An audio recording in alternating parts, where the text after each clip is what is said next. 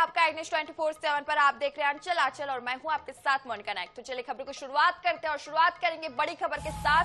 Middle east में जंग का 34वां दिन, अमेरिकी राष्ट्रपति डोनाल्ड ट्रंप का संबोधन। अमेरिकी हमलों में खत्म हुई ईरान की नौसेना, हमारे कंट्रोल में है ईरान की सेना। ईरान के सभी बड़े नेता मारे जा चुके हैं। ईरान को परमाणु शक्ति नहीं बनने देंगे। ईरान को गलत काम की सजा मिली, हमने अपना मिशन पूरा कर लिया। विवाद खत्म होते ही स्वयं खुल जाएगा स्ट्रेट ऑफ हॉर्मुज। अच्छा चल रहा है हमारा ऑपरेशन एपिक फ्यूरी। ईरान से कोई डील नहीं करने वाले हैं। ईरान को परमाणु शक्ति नहीं बनने देंगे। यूएस की ऊर्जा जरूरतें अब मिडिल ईस्ट पर निर्भर नहीं। ईरान में सत्ता परिवर्तन और मिशन पूरा हुआ। तो डोनाल्ड ट्रंप का संबोधन है ये। ईरान को परमाणु शक्ति नहीं बनने देंगे, ऐसा ट्रंप का कहना है।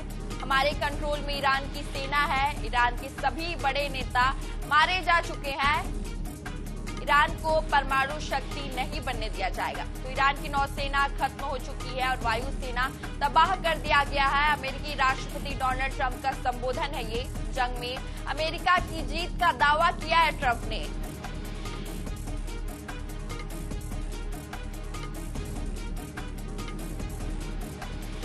तो ईरान में अब सत्ता परिवर्तन होगा, ट्रंप का कहना है। 2 से 3 हफ्ते में ईरान के ऊपर बड़ा हमला किया जाएगा।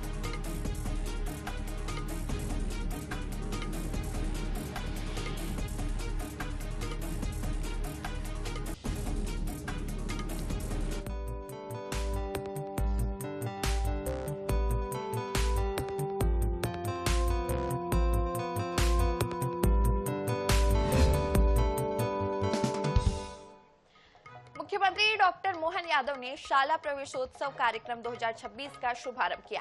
भोपाल के मॉडल उच्चतर माध्यमिक विद्यालय में आयोजित हुए इस कार्यक्रम में सीएम ने बच्चों को निःशुल्क साइकिल और पाठ्यपुस्तकों का वितरण किया। इस अवसर पर सीएम डॉक्टर मोहन यादव ने बच्चों को उज्जवल भविष्य के लिए शुभकामनाएं दी। राज्य स्तरीय प्रवेशोत्सव कार्यक्रम 2026 के शुभारंभ के मौके पर मुख्यमंत्री डॉक्टर मोहन यादव ने कहा है कि प्रदेश में 1 से 4 अप्रैल तक स्कूल चले हम अभियान चलेगा और बच्चों को स्कूलों में प्रवेश दिया जाएगा। मुख्यमंत्री डॉक्टर मोहन यादव ने शासकीय स्कूलों में ड्रॉप आउट की संख्या 0 करने पर स्कूल शिक्षा विभाग को बधाई दी। उन्होंने कहा कि शासकीय स्कूलों में कक्षा 1, 6 और 9 में प्रवेश प्रक्रिया को सरल बनाया गया है, जिससे साल 2025-26 में कुल नामांकन में 19.6% की उल्लेखनीय वृद्धि हुई है। प्रदेश के शासकीय विद्यालयों में भी 32.4% की प्रगति दर्ज की गई है। सच में आज का दिन तो बहुत अलग प्रकार का है, अद्भुत है। आज पूरे प्रदेश के अंदर एक साथ स्कूल चलो अभियान का शुभारंभ और ये गतिविधि 1 से लेकर 4 तारीख तक चलने वाली, और कितना अच्छा लग रहा है। बच्चों को जिनका घर दूर है उनको अपने आने के जाने के लिए साइकिलें मिल रही, और लगातार 3-4 महीने तक 4 लाख बच्चों को साइकिलें मिलेगी। जोरदार ताली बजाओ जिनको साइकिल मिल रही है ऐसे बच्चों के लिए।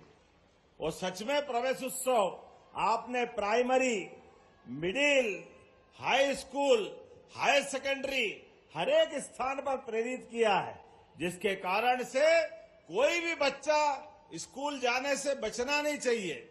आज आपने एक और अच्छा प्रयोग किया है।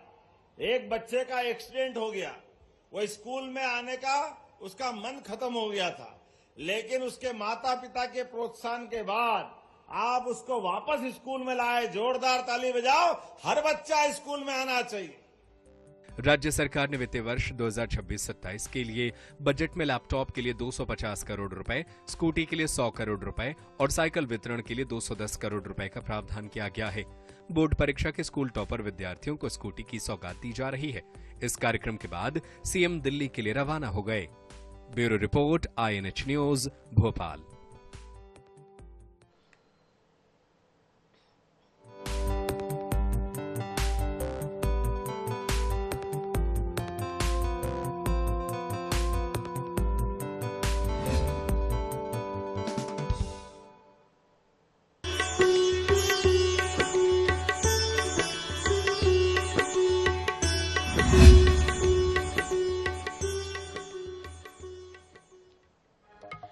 बिलासपुर के तालापारा इलाके में स्थित श्री हनुमान पंचायत मंदिर को अनोखी अदालत के रूप में जाना जाता है। यहाँ फैसले कागजों पर नहीं बल्कि आस्था पर लिखे जाते हैं। ये मंदिर न केवल न्याय का प्रतीक है बल्कि हिंदू मुस्लिम भाईचारे की मिसाल भी माना जाता है। वर्षों से स्थानीय लोग आपसी और राजस्व विवाद भगवान हनुमान को साक्षी मानकर हल कराते आए हैं।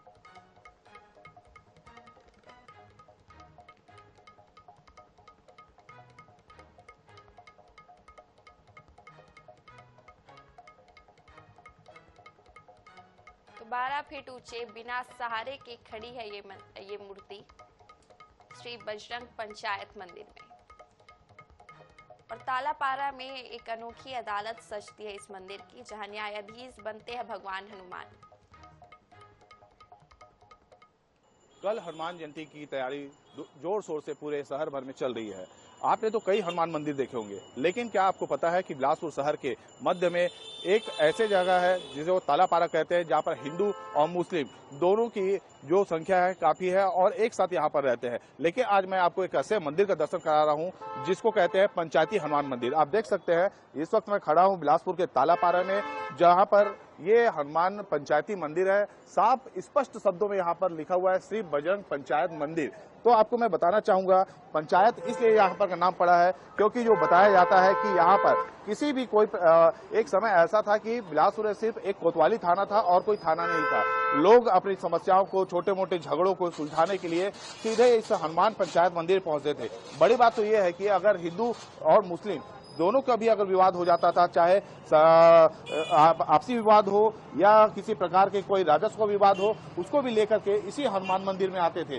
काय सब एक जगह बैठ के ना पंचायत जो मोहल्ले में कुछ भी हो जाता था तो एक साथ बैठ के यही निपटारा करते थे बजरंगबली मंदिर में, इसी नाम से पंचायत मंदिर हो गया। अच्छा जी, आप बताइएगा कि इस पंचायत मंदिर में सिर्फ हिंदू आते हैं कि मुस्लिम भी आते थे अपने झगड़ा निपटाने के लिए? नहीं, पूरा कौम के आते थे, हिंदू मुस्लिम सब आते थे।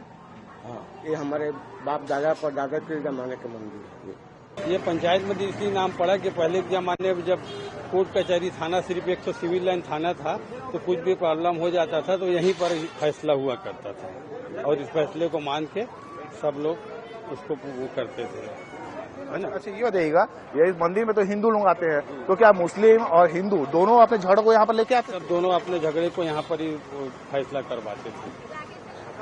तो देख सकते हैं यहाँ पर न सिर्फ हिंदू बल्कि मुस्लिम दोनों ही समुदाय के लोग यहाँ पर आते थे। कैमरा पर्सन आशीष श्रीवास्तव के साथ पंकज गुप्ता, NH न्यूज़ बिलासपुर।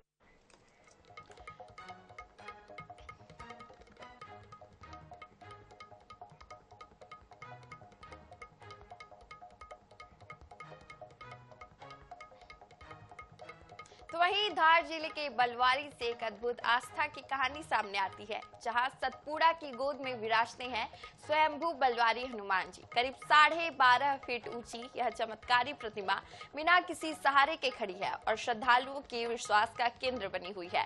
मान्यता है कि यह प्रतिमा दिन में 3 रूप बदलती है, सुबह बाल रूप, दोपहर में युवा और रात में वृद्ध स्वरूप। दूर दूर से लोग यहाँ दर्शन के लिए पहुंचते हैं और अपनी मनोकामनाएं पूरी होने की कामना करते हैं। हनुमान जयंती पर यहाँ विशेष भंडारे का दर्शन का आयोजन होता है, जहाँ आस्था और विश्वास का अनूठा संगम देखने को मिलता है।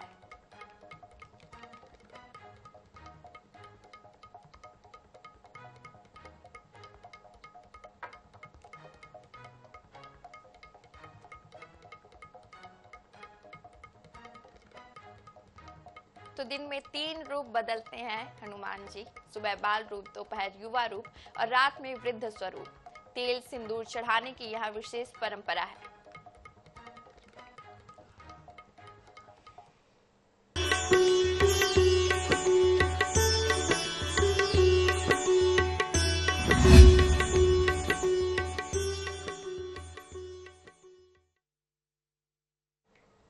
धार के ऐतिहासिक भोजशाला परिसर से जुड़े विवाद में सुप्रीम कोर्ट ने एएसआई सर्वे से संबंधित याचिकाओं पर हस्तक्षेप करने से इनकार कर दिया है। सर्वोच्च अदालत ने स्पष्ट कहा कि मुस्लिम पक्ष अपनी सभी शिकायतों और साक्ष्यों की मांग को लेकर मध्य प्रदेश हाई कोर्ट का रुख करे।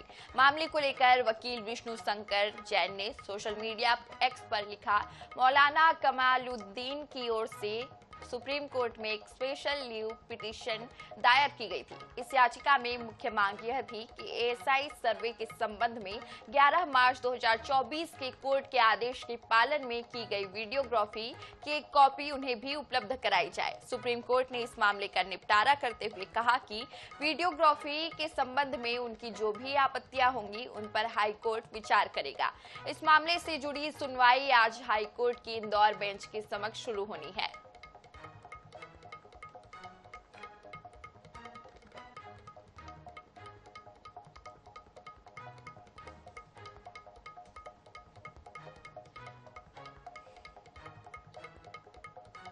तो मुस्लिम पक्ष को हाईकोर्ट का रुख करने को कहा गया है।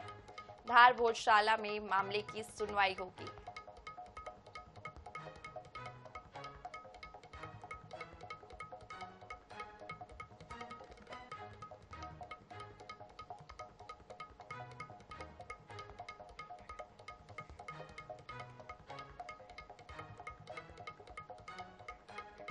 तो वहीं मध्य प्रदेश की राजधानी भोपाल के अशोका गार्डन थाना क्षेत्र में हुए विजय मेवाड़ा हत्याकांड के मुख्य आरोपी आसिफ बम को पुलिस ने गिरफ्तार कर लिया है।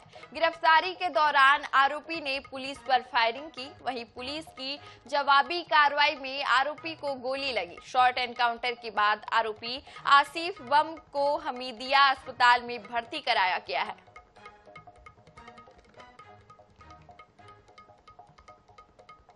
तो विजय मेवाड़ा हत्याकांड में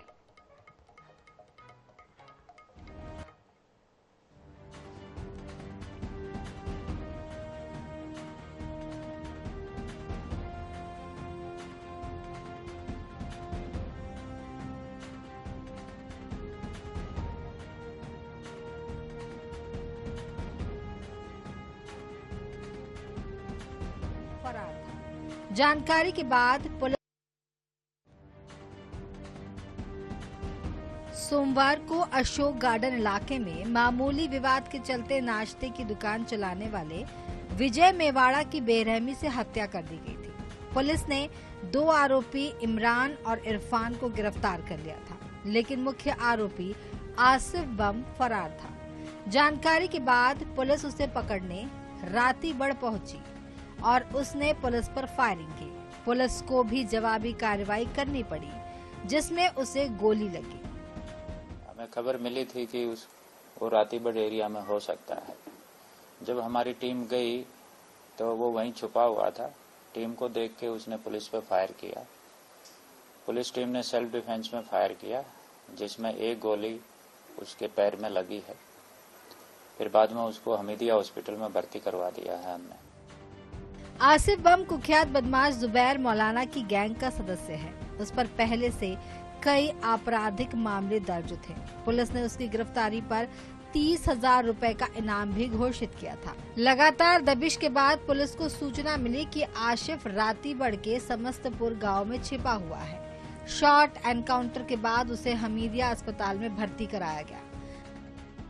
ऐसे में आसिफ बम की जो तलाश है वो लगातार की जा रही थी। उसकी गिरफ्तारी को लेकर पुलिस के ऊपर काफी प्रेशर था और उसके बाद जब आसिफ बम को गिरफ्तार किया गया तो जब उसको थाने ले जाया जा रहा था तो रातीबड़ इलाके के पास पुलिस के जो पिस्टल है उसको छीनकर पुलिस के ऊपर फायर किया। भागने की वहां से कोशिश की, जिसके चलते पुलिस को जवाबी कार्रवाई करनी पड़ी और जवाबी कार्रवाई में आसिफ को भी गोली लगी और आसिफ को गोली लगने के बाद उसको अस्पताल लेकर आया गया है। इस वक्त वो हमीदिया अस्पताल में भर्ती है और उसका जो है इलाज किया जा रहा है।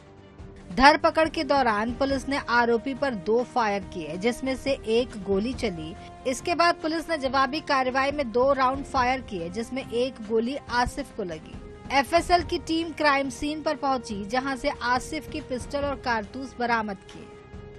अशोक गार्डन में हुई हत्या के मामले में आरोपी आसिफ बम का एनकाउंटर हुआ है और इस वक्त आईएनएच की टीम उस जगह पर खड़ी हुई है जहां पर यह एनकाउंटर हुआ था। इस वक्त देख सकते हैं जो पुलिस की टीम है वो एनकाउंटर के बाद यहां पर मौके पर पहुंची है। जहां एनकाउंटर हुआ था वहां से जो साक्ष्य है उस पूरे स्पॉट का जो है फोटोग्राफी की जा रही है। एफएसएल की टीम मौके पर मौजूद है क्योंकि ये जो पूरा एनकाउंटर है वो रातीबड़ थाना क्षेत्र में हुआ था और रातीबड़ थाना क्षेत्र के समस्तपुर गाँव में यह एनकाउंटर हुआ है। देख सकते हैं आप कि इस पूरे इलाके को जहाँ पर एनकाउंटर हुआ था उसको जो है पूरी तरह से सील कर कर दिया गया है और यहाँ पे अंदर जहाँ इनकाउंटर हुआ था वहाँ से जो गोली है और जो बुलेट्स होती हैं, जो कारतूस के खोखे होते हैं, उसको जो है कलेक्ट किया जा रहा है।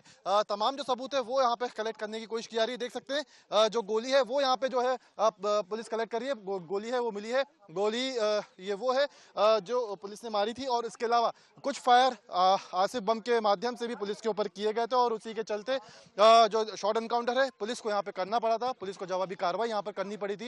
एफएसएल की टीम मौके पर पहुंची है और इस वक्त जो है जो साक्ष्य है वो यहाँ से जुटाए जा रहे हैं। कहीं ना कहीं एक बड़ा मामला राजधानी भोपाल के अशोका गार्डन थाना क्षेत्र में आया था। हत्या के विरोध में हिंदू संगठनों ने पहले थाने का घेराव किया था और फिर आरोपियों पर एनएसए लगाने और अवैध निर्माण पर बुलडोजर की कार्रवाई की मांग को लेकर बुधवार को पॉलिटेक्निक चौराहा पर प्रदर्शन किया, जहां झड़प के बाद पुलिस को बल प्रयोग करना पड़ा। फिलहाल आसिफ की गिरफ्तारी के बाद पुलिस आगे की कार्रवाई कर रही है।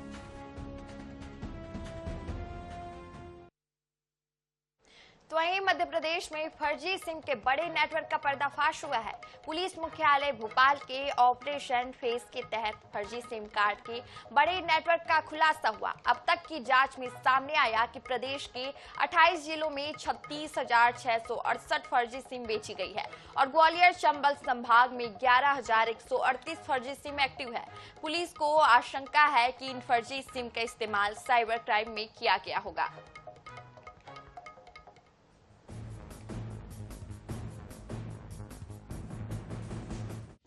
फर्जी सिम कार्ड के बड़े नेटवर्क का खुलासा होने के बाद ग्वालियर की थाना झांसी रोड पुलिस ने आइडिया कंपनी के एजेंट और उसके साथी के खिलाफ मामला दर्ज किया है। पुलिस ने गिरफ्तार कर 7 फर्जी सिम कार्ड बरामद की है, जबकि साथी उमेश फरार बना हुआ है। वहीं राज्य साइबर की ग्वालियर विंग ने 2 मामले दर्ज किए हैं। ऑपरेशन फेस प्रारंभ किया गया है हमारे राज्य साइबर मुख्यालय की ओर से। तो इसमें प्रथम फेस में 10 चेहरे मतलब यूनिक फेस चिन्हित किए गए हैं और उनमें 2629 सिम जारी की गई है। आरोपियों ने पीओएस यानी कि पॉइंट ऑफ सेल शॉप संचालक ने एक ही व्यक्ति के आधार और फोटो का इस्तेमाल कर सैकड़ों लोगों के नाम पर फर्जी सिम कार्ड जारी किए गए। पुलिस को आशंका है कि इन फर्जी सिम कार्ड्स का इस्तेमाल साइबर क्राइम में हुआ है। इस नेटवर्क के खुलासे के बाद कई साइबर फ्रॉड के मामले का भी खुलासा हो सकता है।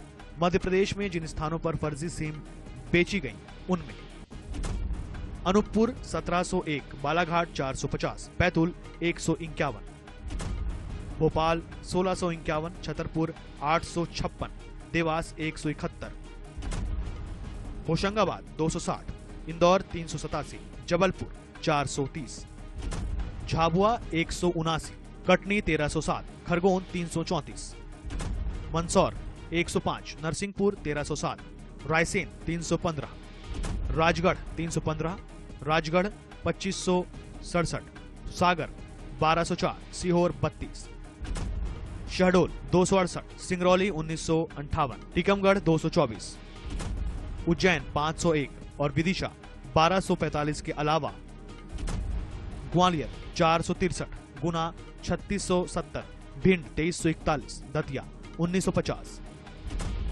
और मुरैना 2714 सिम अब तक बेची गई। उसमें एक व्यक्ति आशीष नागर को जब गिरफ्तार किया गया तो ये पता लगा कि इस व्यक्ति ने अपने फोटोग्राफ और अपने डिजिटल रिकॉर्ड के आधार पर 80 लोगों को सिम दिलवाई। कोई भी व्यक्ति इस प्रकार का ना कर पाए कि एक पर्टिकुलर उसके आधार पर जो फेस वैल्यू के या फेस पिक्चर के आधार पर बहुत सी सिम इशू करा ले। तो इसमें झांसी रोड थाने में भी कार्रवाई की गई है। पुलिस अधिकारियों की माने तो इस फर्जी सिम नेटवर्क के सामने आने के बाद कई साइबर फ्रॉड मामलों की कड़ियां जुड़ सकती हैं। जांच में ये भी सामने आया कि आरोपी उमेश कुशवाहा मूल रूप से भिंड का रहने वाला है। उसने अपने साथी आशीष नागर को इस काम में शामिल किया था। आशीष का काम ग्राहकों की जगह अपनी फोटो लगाकर सिम कार्ड एक्टिवेट करना था। इसके बदले उसे हर सिम पर करीब 500 रुपए मिलते थे। जावेद खान, INS 24/7, ग्वालियर। रायपुर में वित्तीय वर्ष के पहले दिन पंजीयन दफ्तर सूना रहा। उम्मीद की जा रही थी कि संपत्ति उपकर में 0.6% और महिलाओं की रजिस्ट्री पर विशेष छूट की योजना लागू करने के बाद रजिस्ट्री दफ्तर में भीड़ लग सकती है, लेकिन ऐसा नहीं हुआ। वहीं इसके पीछे की मुख्य वजह ये बताई जा रही है कि अब तक रजिस्ट्री विभाग के सॉफ्टवेयर को अपडेट नहीं किया गया है।